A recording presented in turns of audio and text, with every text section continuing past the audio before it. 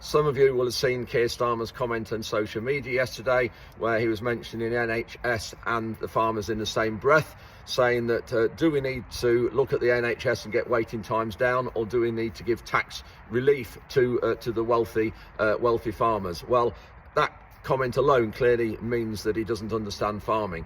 But to mention those two in the same sentence like he did is absolutely ludicrous. For those of you who didn't see it, this is the clip when he mentioned it.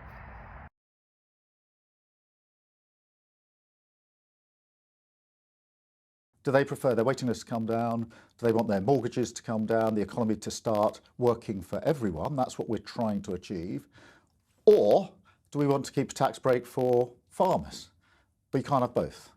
So there you see, it's absolutely ridiculous that he's mentioning NHS and farmers' tax in the same breath. But actually, last night he's had another attack on the countryside where he said they're now looking at the taxing of shotguns because they think they should be centrally stored in one or two areas around the country rather than in people's homes. Well, here on farms we need shotguns to control vermin. We don't want to have to be driving and signing paperwork to get your shotgun out of a centrally stored area in various parts of the country. Just another example of how he's targeting the countryside and why they really don't like the countryside. So just getting back to this tax on the NHS, it's absolutely ridiculous to think the minuscule amount that the abolishing of the agricultural property relief is going to bring in. It's only £550 million, which is the whole cost of running the country is absolutely minuscule.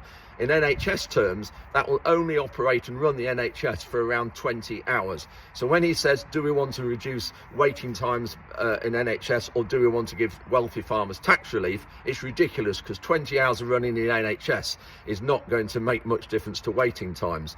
And I think when you look also after the budget, he announced that he was giving £550 million to foreign farmers, to our money that they would actually think they would generate. And that's questionable because the amount of farms that they're saying it'd be affected is so different from their figures.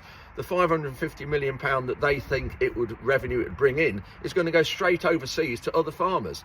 So that's a ludicrous point, which really needs highlighting. And the second thing is, they have just announced a week or two ago the land use framework, where they want to take out of production, I think they were saying about a fifth of the land. Now, as a country, we are only producing about 62% of the amount of food we consume. The rest is imported. But they're saying that taking that land out of production is only going to make about 0.9% difference to our food security. Well, it doesn't matter whether it's any difference. We want that food security to raise, not